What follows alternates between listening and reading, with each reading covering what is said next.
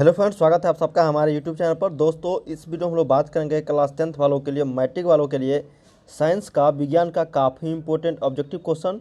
ये सभी question previous year के काफ़ी बार पूछे जा चुके हैं दोस्तों, ये सही प्रश्न। तो लास्ट तक इस वीडियो को देखते रहिए। अगर आप भी मैट्रिक की परीक्षा देने वाले हैं दोस्तों, 17 फरवरी को आप लोग का साइंस का एग्जाम है। सभी छात्रों के पास ये शेयर कर दीजिए, इस वीडियो को लाइक जरूर कर दीजिएगा दोस्तों, और चैनल को सब्सक्राइब कर लीजिए ताकि इस तरह का नया वीडियो लेकर आऊँगा तो नोटिफिकेशन आपको मिलता रहेगा। चलिए स्टार्ट करते हैं दोस्तों। और भी क्वेश्चन का प्रैक्टिस सेट करना चाहते हैं चैप्टर वाइज के साथ साथ, जितने भी चैप्टर है आप लोगों के साइंस का, सोशल साइंस का, हिंदी का, मैथ का, सभी का आप लोगों को चैप्टर वाइज क्वेश्चन के साथ साथ 10-10 मॉडल सेट आपको वीडियो के डिस्क्रिप्शन में लिंक है वेबसाइट का, वहाँ पे आप लोग को उपलब्ध हो जाएगा। तो जाके आप लोग चेकआउट कीजिएगा वीडियो के डिस्क्रिप्शन में लिंक पे क्लिक करके।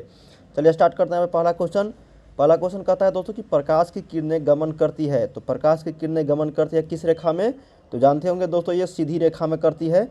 प्रकाश जो है ना, जैसे आप लोग टॉर्च जलाते हो तो सीधा रेखा में, न कि टेढ़ा इधर उधर, सिर्फ सीधी रेखा में जाता है।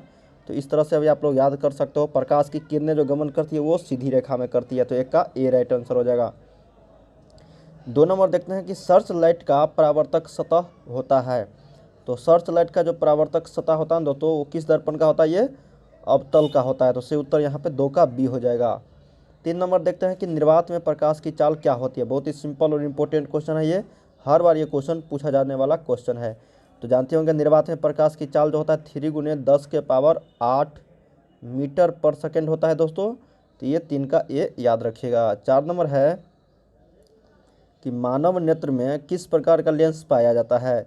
तो मानव नेत्र में जो अगर बोला जाए दोस्तों, लेंस जो है वो पाया जाता है उत्तल लेंस। जैसे जानते होंगे मानव इस तरह का होता है नेत्र, तो इसमें उत्तल लेंस ये आकृति होता है। तो ये उत्तल लेंस पाया जाता है मानव नेत्र में। तो सही उत्तर 4 का ए।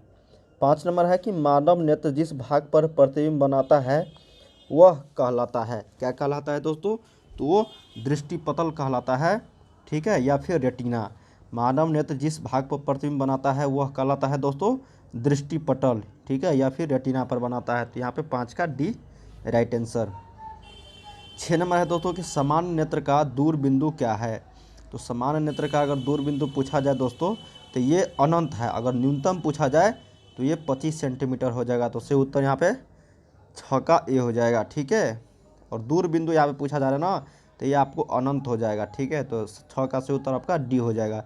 देखिए, इसमें बहुत सारे छात्र कन्फ्यूजन हो जाते हैं दोस्तों, दूर और न्यूनतम यहाँ पे कन्फ्यूज नहीं करना है दोस्तों। अगर आप लोगों को न्यूनतम पूछता तो ये 25 सेंटीमीटर होता है, यहाँ दूर है तो इसके चलते आपको यहाँ पे अनंत हो जाएगा। तो 6 का डी। 7 नंबर है कि ऊर्जा का एसआई मात्रक। देखिए, ऊर्जा का बहुत सारा मात्रक होता है, लेकिन अगर एसआई मात्रक पूछता है तो सिर्फ और सिर्फ जूल होता है, ठीक है।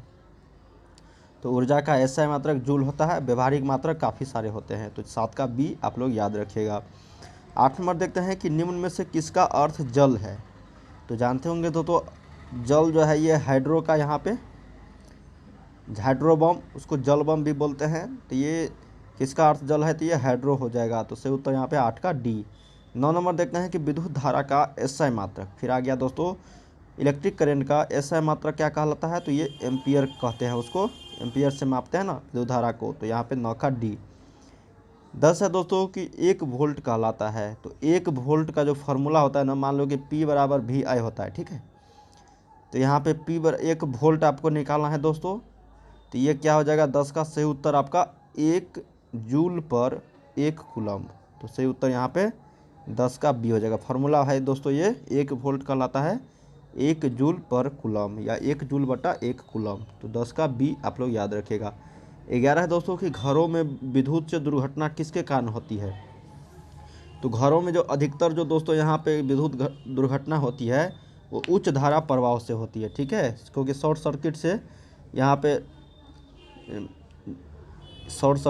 पे उच्च धारा प्रवाह से जो है घरों में विद्युत से दुर्घटना ये होती रहती है, ठीक है। तो 11 का सी आप लोग याद रखिए। सॉरी, 11 का बी शॉर्ट सर्किट से होता है दोस्तों, मैंने गलत यहाँ बता दिया। शॉर्ट सर्किट से ही दुर्घटना होती है, कभी उच्च धारा आ जाता है यहाँ पे। तो सही उत्तर यहाँ पे 11 का बी आप लोग याद रखिएगा, ठीक है। 11 का सी नहीं होगा, 11 का बी होगा, शॉर्ट सर्किट, माफ़ी चाहते हैं। 12 है दोस्तों कि फ्लेमिंग के वाम हस्त नियम में अंगूठा किस दिशा की ओर संकेत करती है। देखिए, फ्लेमिंग के वाम हस्त नियम अगर पढ़े होंगे तो 3 उंगली रहता है दोस्तों, अंगूठा, तर्जनी और मध्यमा। तो अंगूठा जो है दोस्तों ये आपको जो निरूपित करता है, संकेत करता है, ये बल का करता है। तो सही उत्तर 12 का सी आप लोग याद रखिएगा, बल का।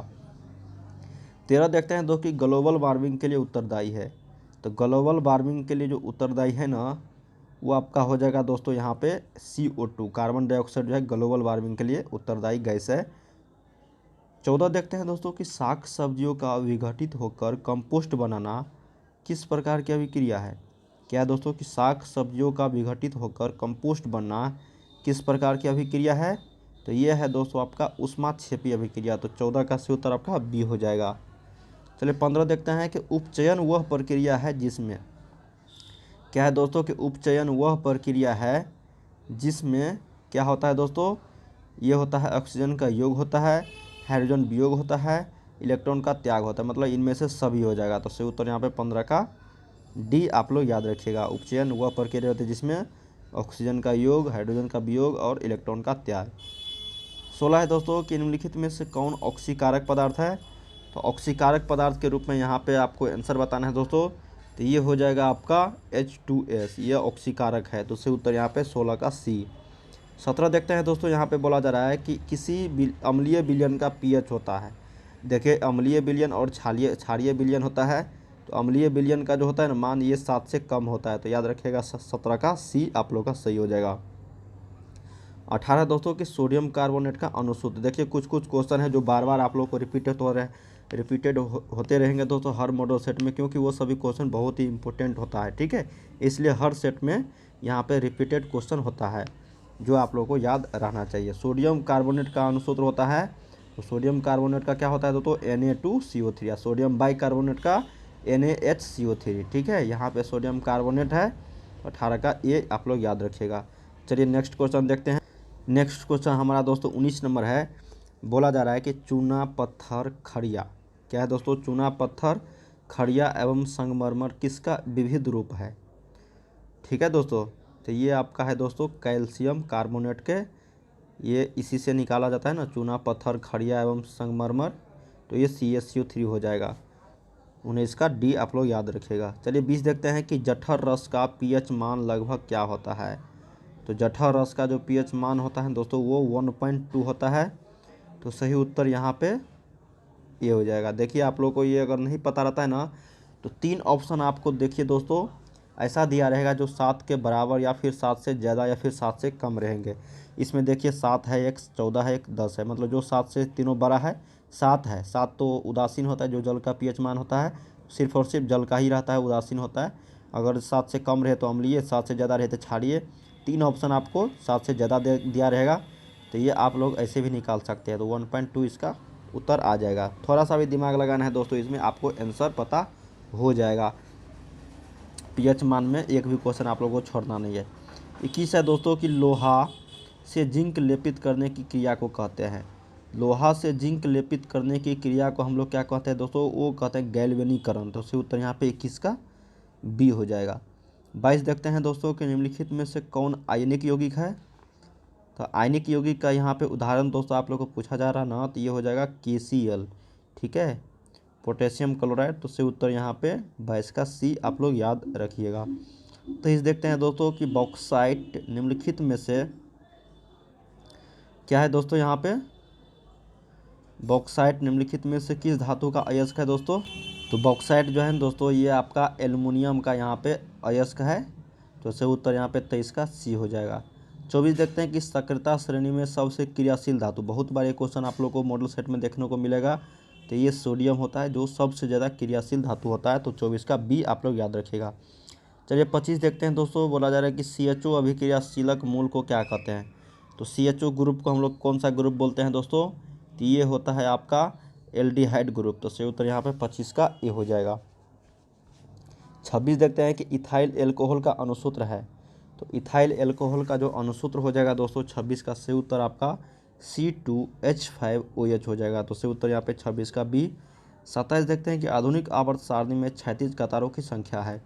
तो आधुनिक आवर्त सारणी में जो क्षैतिज कतारों की संख्या है दोस्तों ये 18 है। तो सही उत्तर यहाँ पे 27 का, सॉरी दोस्तों ये क्षैतिज बोला ना, ये वर्टिकल में 18 होगा।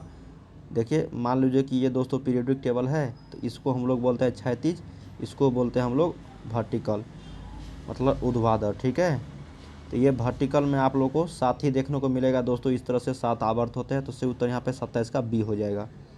18 अगर पूछता दोस्तों ये क्षैतिज, मतलब यहाँ पे ऊर्ध्वाधर रहता, ऊर्ध्वाधर, तो ये आपका वर्टिकल रहता तो ये 18 हो जाता, लेकिन यहाँ पे क्षैतिज है तो ये 7 आप लोग को याद रखना है, 27 का बी।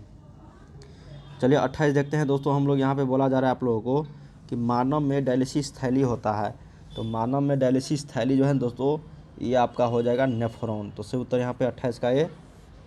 29 है दोस्तों कि निम्नलिखित में से कौन उभयलिंगी जंतु है, तो उभयलिंगी जंतु अगर पूछा जा रहा है दोस्तों तो ये हो जाएगा आपका सही उत्तर केचुआ, तो 29 का ए आप लोग याद रखिएगा।